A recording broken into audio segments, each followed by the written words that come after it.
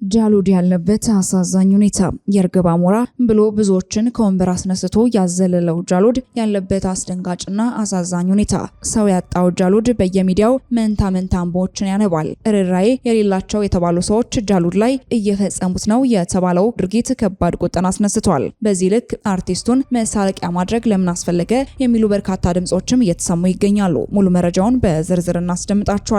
አያንቱን የደፈራት ግለሰብ በፖሊስ አዛዥ ተባባሪ እንዲሸሽ መደረጉ ከባድ ቁጣን አስነስቷል። በድብቅ ስለ ጉዳዩ የወጣ መረጃና ተደፋሪዋ አያንቱ ያለችበት አሳዛኝ ሁኔታን በተመለከተ ሰፋ ያለ መረጃ በዝርዝር መረጃችን የምናስደምጣችሁ ይሆናል።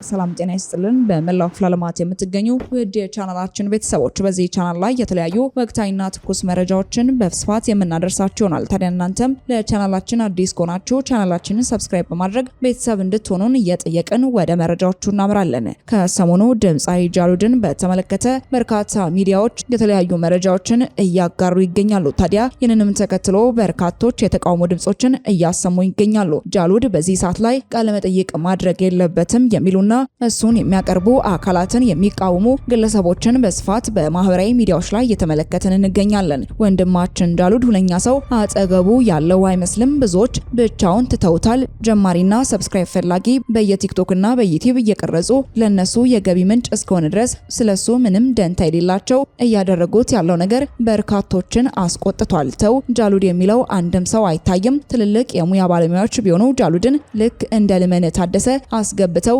ሊተባበሩት አይፈልጉም። ጃሉድ በጣም ጥሩ ብቃት ያለው አርቲስት ሆኖ ግን ብዙዎች ምን ሆነው ነው እስኪ ምንድነው የምትፈልገው ብለው ቀርበው ሊጠይቁት አልፈልጉም የተባለም ሲሆን ጃሉድ ብዙ ተሰጥኦ ያለው አርቲስት ሲሆን ለመሳለቂያ በዩቲዩብና በቲክቶኩ ባይቀርብ የሚሉ በርካታ አስተያየቶችም እየተሰጡ ይገኛሉ። ጃሉድ የሚያስፈልገው ሕክምና ወይንስ ደግሞ ቃለ መጠይቅ? አሁን ጃሉድን ከዩቲዩበር እስከ ቲክቶከር ቃለ መጠይቅ የማያደርገው ሰው የለም። ሀገራችን ላይ ገንዘብና ዝና ያስገኝ እንጂ ማንኛውንም ነውር የሆነ ተግባር በሶሻል ሚዲያ ይዞ መውጣት ተለምዷል። ማህበረሰባችንም መሰል የነውርን ጉዳዮችም አሳዶ ያያል። ይህ የሚያሳየው ነውርን እጠየፋለሁ የሚለው ላፍ እንጂ አፈንጋጭነትን ድብቅ አድርጎ እንደ ውድ ነው። በድምጻዊ ጃሉድ ላይ በቲክቶከሮችና በዩቲዩበሮች እየተደረገበት ያለው ይኸው ነው። ጃሉድ ከጤነኛ ማንነቱ ጋር እንዳልሆነ በግልጽ ያስታውቃል። ከንግግሩ ጀምሮ እስከ ድርጊቱ ድረስም የባዕድ ነገር ተጽዕኖ እንዳለበት ለመረዳት ቀላል ነው። ሁሉም ሰው ለራሱ ህይወት ኃላፊነት ያለበት ቢሆንም የማንነት ችግር ያለበት ሰው ግን ከግለሰብ አልፎ የማህበረሰብ ኃላፊነት ነው። ጃሉድ ደና በነበረበት ወቅትም በአዲስ የሙዚቃ ስልት አስደምሞናል።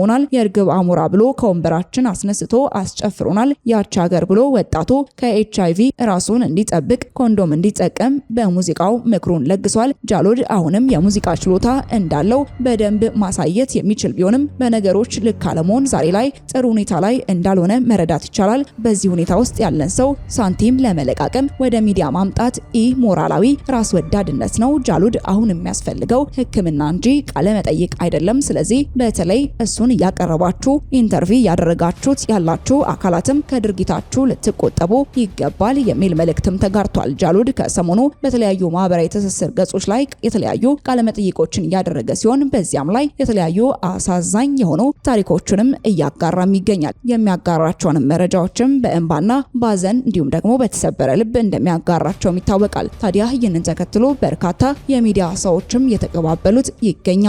ይህንንም ተከትሎ በርካቶች ቃለ መጠይቅ ማድረግ የለበትም የሚሉ ድምጾችን እያሰሙም ይገኛሉ። ወደ ተመልካቾቻችን እናንተስ ስለዚህ ጉዳይ ምን ትላላችሁ? ወደ ቀጣይ መረጃችን ስናመራ አያንቱ ላይ የግብረ ስጋ ድፍረት ወንጀል የፈጸመው ግለሰብ በፖሊስ አዛዥ ተባባሪነት እንዲሸሽ ተደርጓል ሲል የአያንቱ ታላቅ ወንድም ይናገራል። ፖሊስ አዛዡን ከኃላፊነት ከማውረድ የዘለለ ደፋሪውን ለህግ አቅርቦ ውሳኔ የማሰጠት ስራ አልተሰራም።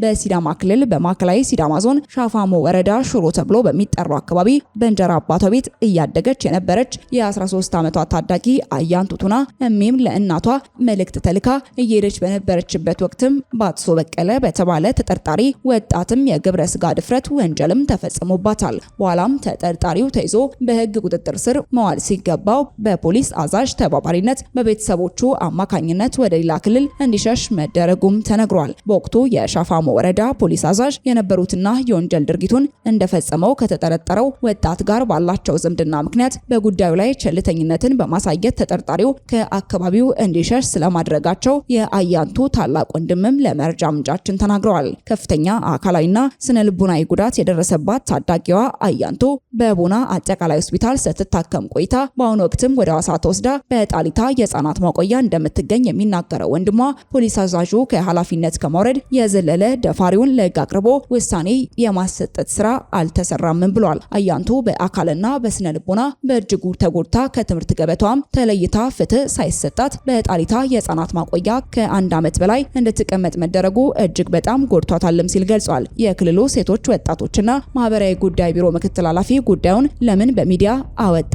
ሚዲያ ፍትህ ይሰጣል ብለውኛል። የኢትዮጵያ ህዝብ ይፍረደኝ እንጂ እኔ ገና የዩኒቨርሲቲ ተማሪና አባታችን በህይወት የሌለ እናታችንም ሌላ ሰው አግብታ የምትኖር ምስኪኖች ነን ሲልም ታላቅ ወንድሟ ለመረጃ ምንጫችን ተናግረዋል። የፍትህ አካላት ታዲያ በዚህ ጉዳይ ላይ የተለያዩ ማብራሪያዎችን ሰጥተዋል። የሻፋሞ ወረዳ ፖሊስ እንዲህ ብሏል። የሻፋሞ ወረዳ ፖሊስ አዛዥ ኢንስፔክተር ሙሴ አወል ለመረጃ ምንጫችን እንደገለጹት በወቅቱ የነበሩት የወረዳው ፖሊስ አዛዥ ከጉዳዩ ጋር በተያያዘ ከኃላፊነት መነሳታቸውንም አስታውሰዋል። እሳቸው ወደ አዛዥነት ከመጡ በኋላ ተጠርጣሪውን የማፈላለጉ ስራ በተለያዩ ቴክኒኮች እየተሰራ ስለመሆኑም ገልጸዋል። እስካሁን የተደረጉ ጥረቶች ለምን ውጤታማ አልሆኑም በሚል ለቀረበላቸው ጥያቄም ፖሊስ የሚችለውን ሁሉ እያደረገ ነው ሲሉ መልሰዋል። ሌላው የመረጃ ምንጫችን ያነጋገራቸው የማዕከላዊ የሲዳማ ዞን አቃቤ ሕግ መምሪያ ኃላፊ አቶ ደማምሰው ታፈሰ አቃቤ ሕግ ጉዳዩን በቀረበለት መረጃና ማስረጃ ልክ ተመልክቶ ክስ በማዘጋጀት ሂደት ላይ እያለ ተጠርጣሪው እንዲሸሽ መደረጉና የቀድሞ የሻፋሞ ወረዳ ፖሊስ አዛዥ ከጉዳዩ ጋር በተያያዘ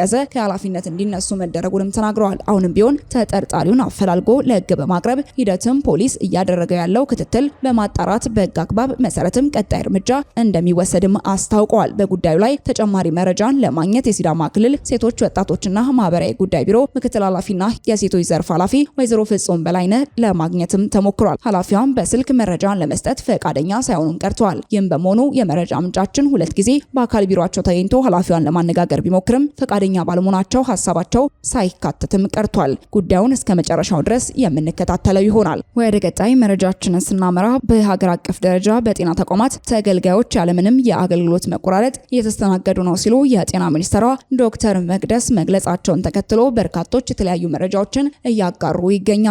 ዶክተሯ ይህንን ቃለ መጠይቅ ካደረጉ በኋላ የተለያዩ መረጃዎች እየተጋሩ የሚገኝ ሲሆን የተለያዩ ተቃውሞችም በዚህ መረጃ ላይ እየተሰሙ ይገኛሉ። የጤና ባለሙያዎች በሀገር አቀፍ ደረጃ በጤና ጣቢያዎች፣ በሆስፒታሎች ተገልጋዮችን ያለምንም የአገልግሎት መቆራረጥ በሁሉም አካባቢዎች በሚባል ደረጃ ያገለገሉ መሆኑን የጤና ሚኒስትሯ ዶክተር መቅደስ ዳባ ተናገሩ። ለተኝቶ ታካሚዎችም ሆነ ለተመላላሽ ታካሚዎች ያለምንም መቆራረጥ አገልግሎት እየተሰጠ መሆኑን ያነሱት ሚኒስትሯ ህዝባቸውን እያገለገሉ ላሉ የጤና ባለሙያዎችም ምስጋናቸውን አቅርበዋል። ነገር ግን በጥቂት የመማር ማስተማር ሆስፒታሎች የአገልግሎት መቆራረጦች መስተዋላቸውን አንስተው ይህንን ችግርም ከሲኒየር ሐኪሞችና ከነርሶች ጋርም በመሆን በፍጥነት አገልግሎቱን በማስጀመር መቅረፍ ችለናልን ብለዋል። ባለሙያዎችም ወደ ጤና ተቋማት ሄደው አገልግሎት በሚሰጡበት ወቅትም አንዳንድ አካላት ውዥንብር በመፍጠርና በማስፈራራት ስራውን ለማስተጓጎል እንደሚጥሩም አንስተዋል። እነዚህ አካላት ላይ በህግና በጤና ስነ ምግባር ደንቡ መሰረት አስፈላጊውን እርምጃ የሚወሰድባቸውም ይሆናልን ብለዋል። በጤናው ዘርፍ በአገልግሎት ጥራትም እንዲሁም በጤና ባለሙያዎች የሚነሱ ችግሮችን ለመፍታት ሚኒስቴር መስሪያ ቤቱ